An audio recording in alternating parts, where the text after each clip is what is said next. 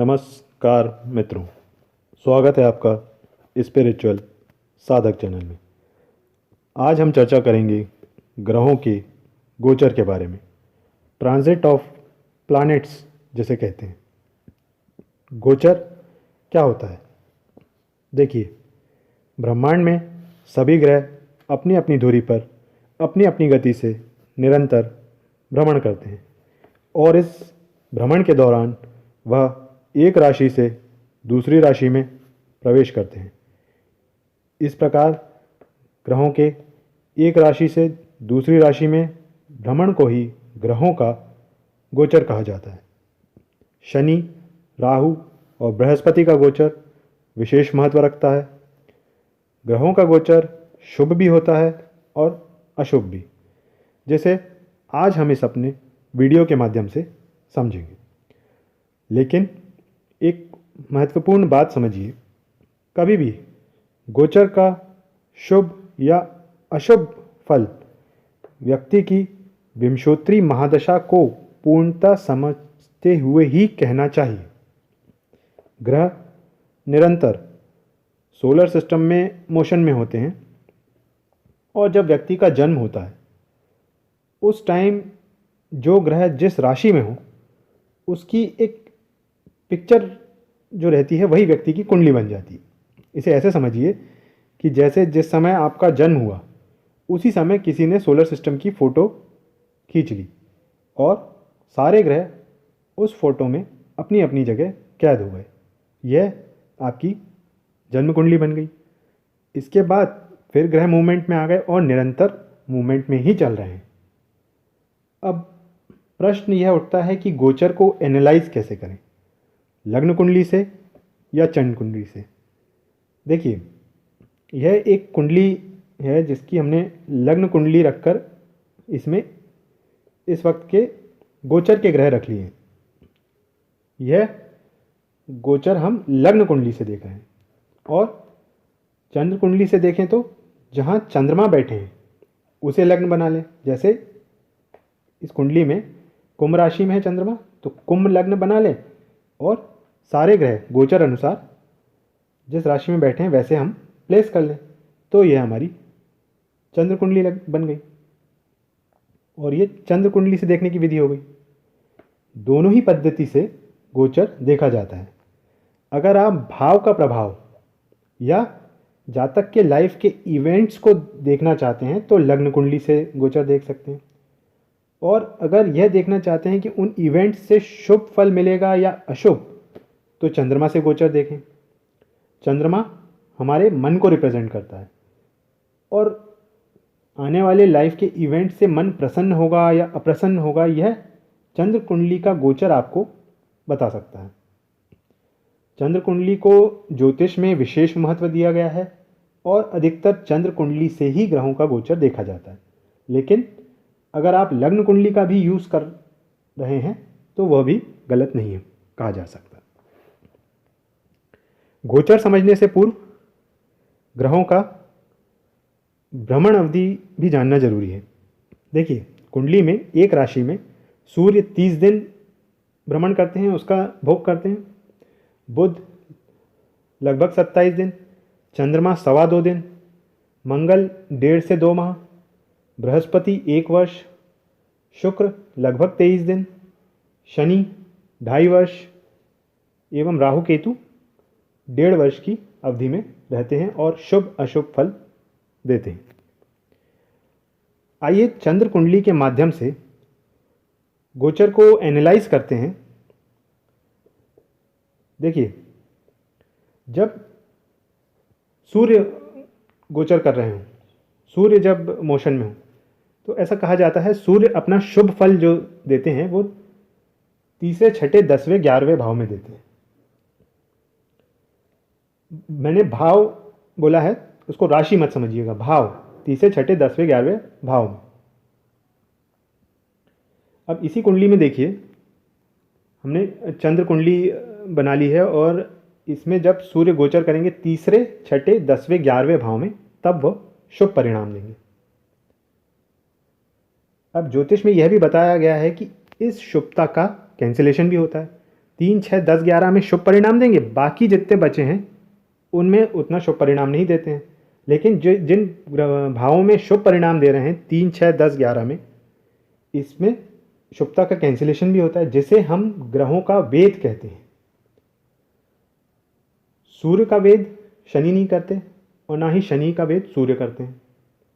शुक्र बुध भी नहीं करते सूर्य का वेद, क्योंकि वो बहुत पास रहते हैं, उनके रेंज में रहते हैं, तो वो उनका वेद नहीं कर सकते। और उसी जैसे सूर्य शनि का वेद नहीं करते और शनि सूर्य का वेद नहीं करते, उसी प्रकार चंद्रमा और बुध भी एक दूसरे का वेद नहीं करते। ये चीज़ याद रखिएगा। अब देखिए किस भाव में वेद होता है। सूर्य का शुभ गोचर जो होता है वो तीसरे, छठे, 10वें, 11वें भाव में होता है। अगर यहाँ पे सूर्य आते हैं तो इनको ये समझना चाहिए कि ये शुभ फल प्रदान करेंगे। लेकिन अगर इसी समय पे 9वें, 12वें, चौथे, 5वें भाव में कोई ग्रह आ जाए तो फिर वो शुभता को कैंसिल करता है, उस शुभता को कम कर देता है। अब इसमें एक चीज़ ध्यान रखने की है कि अगर जैसे जन्म कुंडली में तीसरे भाव में सूर्य आ रहे हैं गोचर के समय और 9वें भाव में कोई ग्रह आ रहा है तो ही वो उसको कैंसिल कर पाएगा। इसलिए मैंने 3 के सामने ही नीचे ही 9 लिखा है, 6 के सामने 12, 10 के सामने 4, 11 के सामने 5 लिखा है, ताकि जिस भाव में सूर्य है उसी भाव में उनका वेद कैंसिल होगा। तीसरे भाव में अगर सूर्य हैं गोचर के सूर्य, तो 9वें भाव में अगर कोई ग्रह होगा तो वो उसको कैंसिल कर देगा शुभ फल को। छठे भाव में अगर गोचर के सूर्य हैं तो 12वें भाव में अगर कोई ग्रह आया तो वो उसे कैंसिल कर देगा। 10वें भाव में अगर सूर्य हैं गोचर के तो चौथे भाव में कोई ग्रह आया वो उस शुभता को कैंसिल कर देगा। 11वें भाव में है अगर गोचर के सूर्य और 5वें भाव में कोई दूसरा ग्रह आ गया उनके सामने तो वो शुभता को कैंसिल कर देगा। इसी तरह चंद्रमा का जो शुभ गोचर कहा गया है वो पहले, तीसरे, छठे, 7वें, 10वें, 11वें भाव से कहा गया है। बाकी बचे भाव से जब चंद्रमा निकलते हैं तो उसे शुभ नहीं कहा गया है। अब ये जो शुभ भाव कहे गए हैं ये कैसे कैंसिल हो जाते हैं? जब कोई दूसरा ग्रह 5वें, 9वें, 12वें, दूसरे, चौथे, 8वें भाव में आ जाए तो ये शुभता को कैंसिल करता है, कम करता है। चंद्रमा का वेद होता है।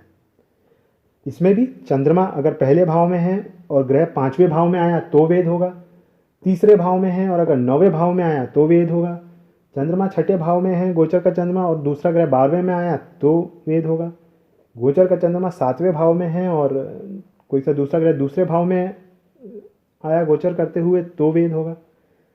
चंद्रमा 10वें में है और दूसरा ग्रह चौथे में है तो कैंसिलेशन हो जाएगा। चंद्रमा 11वें में है और दूसरा ग्रह 8वें में आया तो वेद होगा। अब ऐसा नहीं है कि चंद्रमा पहले में है और कोई ग्रह 8वें में आ जाएगा तो वेद हो जाएगा। पहले का 5वें से होगा, तीसरे का 9वें से होगा, छठे का 12वें से होगा। ये इस रूल को समझिएगा।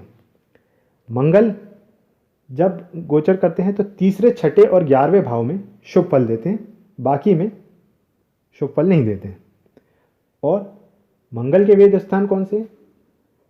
गोचर का जो मंगल है वो तीसरे भाव का जो है उसका वेद करेगा 12वां भाव। 12वें भाव में अगर कोई ग्रह आया तो वो उसको कैंसिल करेगा। छठे भाव को 9वें भाव में अगर कोई ग्रह आया तो वो कैंसिल कर देगा। 11वें भाव के मंगल को 5वें भाव में अगर कोई ग्रह आया वो कैंसिल कर देगा। बुध दूसरे, चौथे, छठे, 8वें, 10वें, 11वें भाव में शुभ फल देते हैं जब गोचर करते हैं जन्मकालीन कुंडली से। तो जब दूसरे, चौथे, छठे, 8वें, 10वें, 11वें भाव में आएंगे तब शुभ फल देंगे। और कैंसिल कब हो जाता है? जब गोचर के बुध दूसरे भाव में है और कोई सा ग्रह 5वें में आ जाए तो वो कैंसिल हो जाएगा। चौथे में हो और दूसरा ग्रह तीसरे में आ जाए तो कैंसिल हो जाएगा। गोचर के बुध छठे भाव में है और कोई ग्रह 9वें में आ जाए तो कैंसिल हो जाएगा। 8वें में हो और पहले में आ जाए तो कैंसिल हो जाएगा। 10वें का कैंसिलेशन 8वें से होगा, 11वें का कैंसिलेशन 12वें भाव से होगा।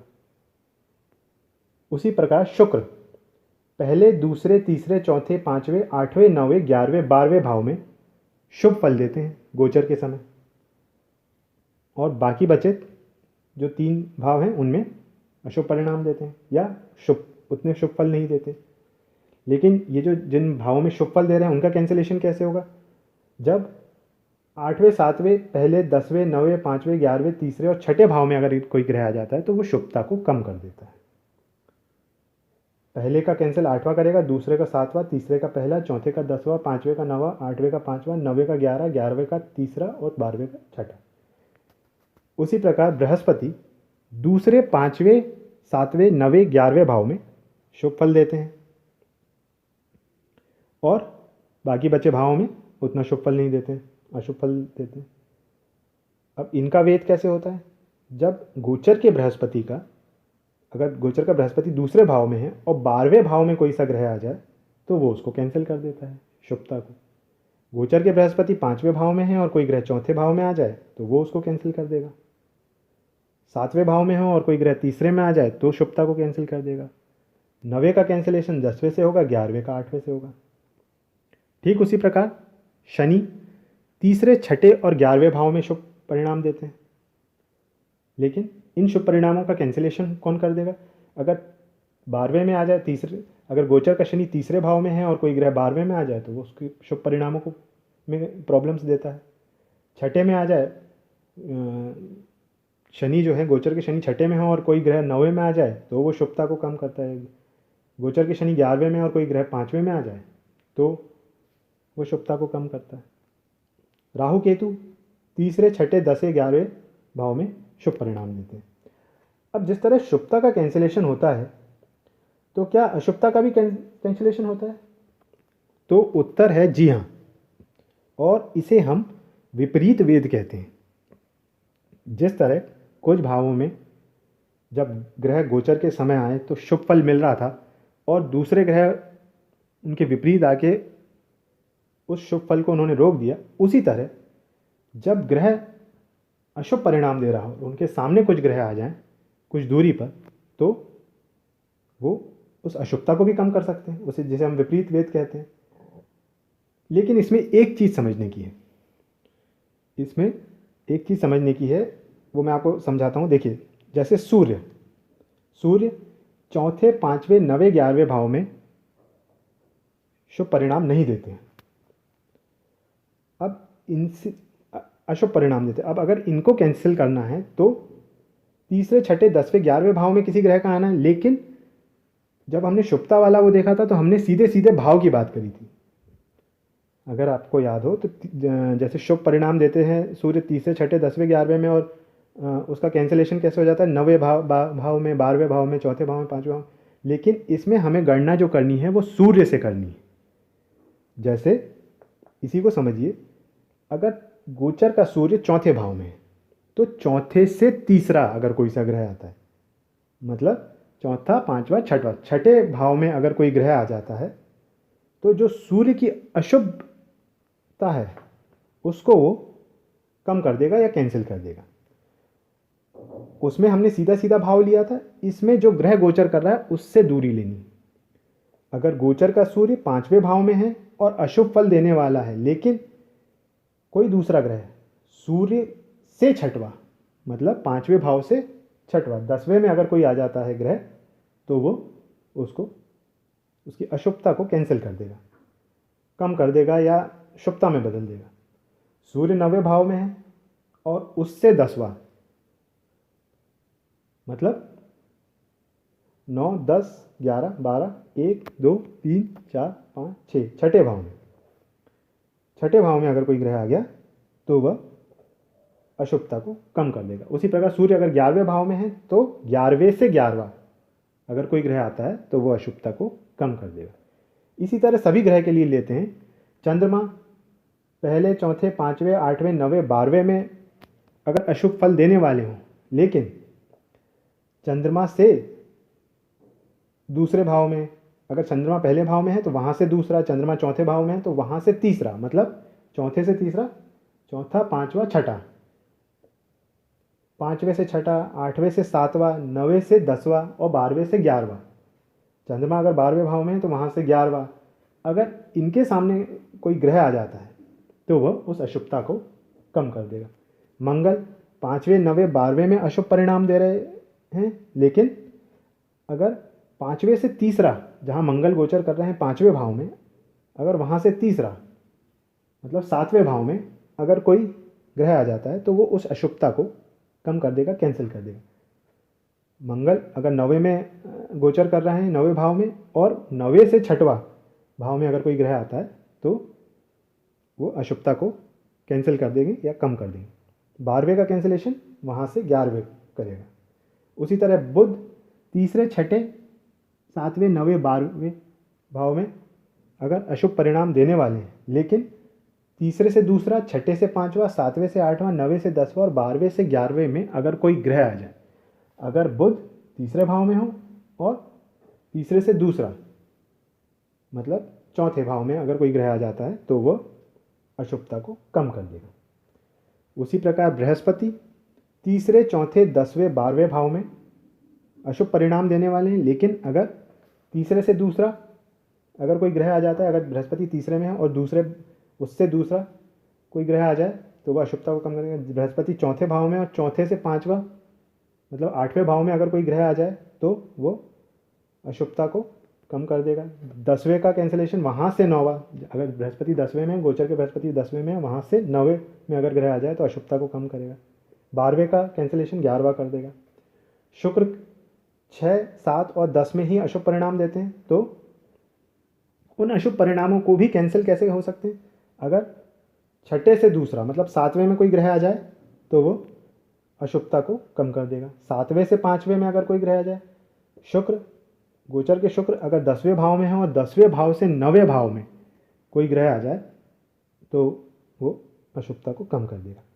उसी प्रकार शनि 5वें, 9वें और 12वें भाव में अशुभ परिणाम देते हैं, तो शनि से तीसरे भाव में अगर कोई ग्रह हो तो वह अशुभता को कम करेगा। 9वें शनि अगर 9वें भाव में या 9वें से 6वें में कोई ग्रह हो तो वो अशुभता को कम करेगा। गोचर के शनि अगर 12वें भाव में और वहाँ से 11वां कोई ग्रह हो, 11वें भाव में उसी टाइम कोई ग्रह गोचर कर रहा हो तो वो अशुभता को कम कर देगा। राहु केतु चौथे, 5वें, 9वें, 11वें भाव में अशुभ परिणाम देते हैं, लेकिन अगर वहाँ से तीसरे, छठे, 10वें, 11वें में कोई ग्रह हो तो वो अशुभता को कम कर देगा। मतलब राहु अगर चौथे भाव में और चौथे से तीसरा मतलब छठे भाव में अगर कोई ग्रह हो तो वो अशुभता को कम करेगा। 5वें में राहु केतु हो और वहाँ 5वें से 6वें में अशुभता को कम करेगा। 9वें भाव में राहु केतु हो तो 10वें में कोई ग्रह आ जाए वहाँ से 10वें में तो वो कम करेगा। अब देखिए, ग्रहों के गोचर को एनालाइज करते टाइम कुछ चीज़ों का विशेष ध्यान रखिएगा। सबसे पहली चीज़ जो होती है वो होती है महादशा। महादशा पे ही गोचर डिपेंड करता है। अगर महादशा फेवरेबल है और गोचर भी अच्छा है तो रिजल्ट अच्छा मिलेगा। महादशा अनफेवरेबल है और गोचर अच्छा है तो रिजल्ट में कमी आ जाएगी।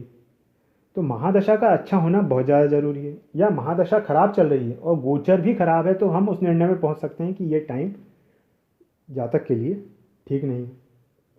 तो सबसे पहले महादशा को ही बेस माने, उसके बाद ही गोचर पर निर्णय लें। फिर किस भाव में ग्रह का गोचर हो रहा है वह देखिएगा।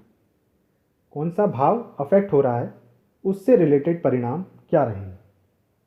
ये तो हमने गोचर वाले उसका बात कर ली है कुंडली की, लेकिन जो मेन कुंडली है, जिस ग्रह का हम गोचर देख रहे हैं मेन कुंडली में, वह किस भाव को रिप्रेजेंट करता है और कहाँ पर बैठा है या कहाँ पे देख रहा है, एस्पेक्ट कर रहा है, वह भी गोचर में देखना जरूरी है। वो भाव भी उससे प्रभावित होते हैं। जिस ग्रह का हम गोचर देख रहे हैं वो किस नक्षत्र में जा रहा है ये भी देखना जरूरी है। इन सब चीज़ों को मिलाकर ही आप फल कथन कह पाएंगे। कौन सा भाव, जो हमारे अलग अलग भाव दिए हैं, सबकी अलग अलग पोजीशन रहती है, और ग्रह क्या डिनोट करते हैं ग्रह के आधार पे और भाव के आधार पे, और जैसा अभी मैंने शुभ और अशुभ फलों का आपको बताया उस बेसिस पे, और इनसे पहले महादशा सही है या नहीं, इस बेसिस पे आप गोचर को एनालाइज कर सकते हैं। अब एक टर्म बहुत वाइडली यूज़ होता है कि ग्रह वक्री हो गया, रेट्रोगेट हो गया जिसे बोलते हैं। बहुत सी किताबों में या बहुत से ज्योतिष से मैंने सुना है कि वक्री ग्रह अच्छा फल देते हैं, कुछ बोलते हैं वक्री हो गया ग्रह बहुत बुरा होने वाला है, उच्च का ग्रह वक्री हो गया तो नीच का फल दे देगा, नीच का ग्रह वक्री हो गया तो उच्च का फल दे देगा। तो क्या ऐसा है? आइए इस फिनोमेना को हम टेक्निकली समझते हैं और फिर जानते हैं कि क्या सचमुच ऐसा होता है। देखिए, राहु केतु तो हमेशा ही वक्री रहते हैं, उल्टी चाल चलते हैं। हम यहाँ बाकी बचे ग्रहों की बात कर रहे हैं। अब सूर्य के आसपास ही सभी ग्रह घूमते हैं। तो ये इस एग्जाम्पल में देखिए, सूर्य की कक्षा में परिक्रमा करते हैं ग्रह, हमने शुक्र को ले लिया है और हम यहाँ धरती पर, अर्थ जहाँ लिखा है धरती पर हम हैं, ये जो गोला बना है। अब ये पॉइंट्स देखिए, ये धुरी जो है इसे आप चाहे तारा समझ लें चाहे नक्षत्र समझ लें, ये कुछ पॉइंट्स दिए मैंने आपको समझाने के लिए, 1 2 3 4 5 6 पॉइंट। अब जब हम पृथ्वी पर बैठ के और शुक्र को देखेंगे तो हमें दिखेगा कि शुक्र 1 नंबर पॉइंट पे। अब जब शुक्र अपनी कक्षा में घूमेगा फिर वो 2 नंबर पॉइंट पे आएगा, और आगे बढ़ेगा तो 3 पे आएगा, और आगे बढ़ेगा 4 पे आएगा, फिर 5 पे आएगा, फिर 6 पे आएगा। अब जब शुक्र अपनी कक्षा में और आगे बढ़ेगा, पृथ्वी के और करीब आएगा, तो यहाँ पे एक पॉइंट ऐसा आएगा कि हमें लगेगा कि शुक्र 6 के बाद 5 पे जा रहा है। फिर जब और करीब आएगा तो हमें लगेगा 4 पे जा रहा है, और करीब आएगा तो हमें लगेगा 3 पे जा रहा है, फिर जब यहाँ से निकलेगा 2 पे और फिर 1 पे।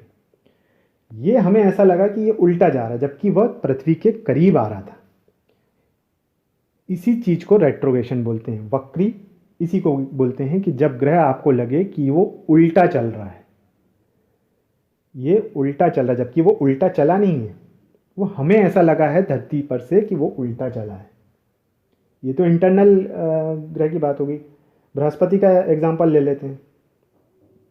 देखिए, क्योंकि पृथ्वी की टाइम ज़्यादा है तो पृथ्वी, यहाँ से हम पृथ्वी पे बैठे, पृथ्वी घूम रही है, बृहस्पति उतना तेज़ नहीं घूम रहा है।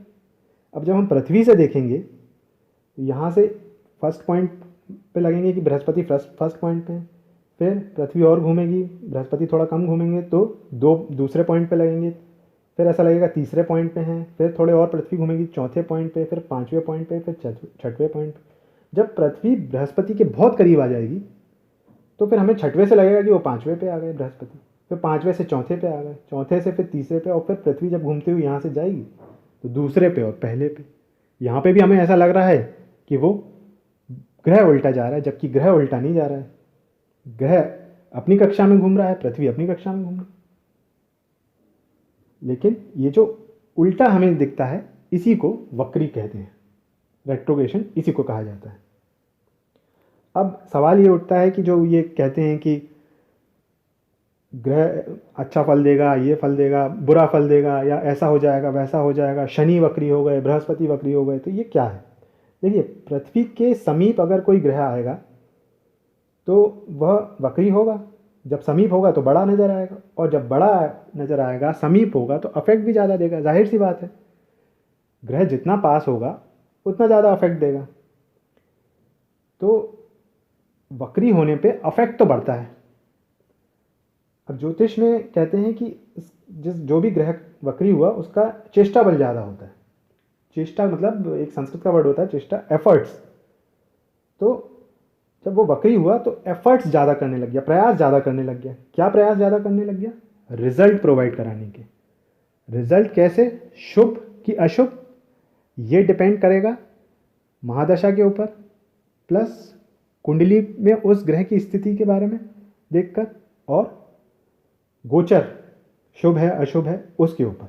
लेकिन जो भी रिजल्ट वक्री ग्रह प्रोवाइड करेगा वो ज़्यादा करेगा। क्यों ज़्यादा करेगा? पास है, समीप है और एफर्ट कर रहा है अपनी तरफ से, इसलिए वो ज़्यादा रिजल्ट प्रोवाइड कर रहा है। उम्मीद करता हूँ आज का वीडियो आपको समझ में आया होगा। आज मैंने कोशिश करी आपको ग्रहों के गोचर के बारे में कुछ जानकारी देने की और वक्री ग्रह के बारे में टेक्निकली बताने की, डराने के लिए नहीं, टेक्निकली बताने की। आज का वीडियो अच्छा लगा हो तो लाइक और शेयर कर दीजिएगा। अगर चैनल पे नए हैं और ऐसे और भी वीडियो देखना चाहते हैं तो चैनल को सब्सक्राइब कर दीजिएगा। आपने अपना समय चैनल को दिया। आपका बहुत बहुत धन्यवाद।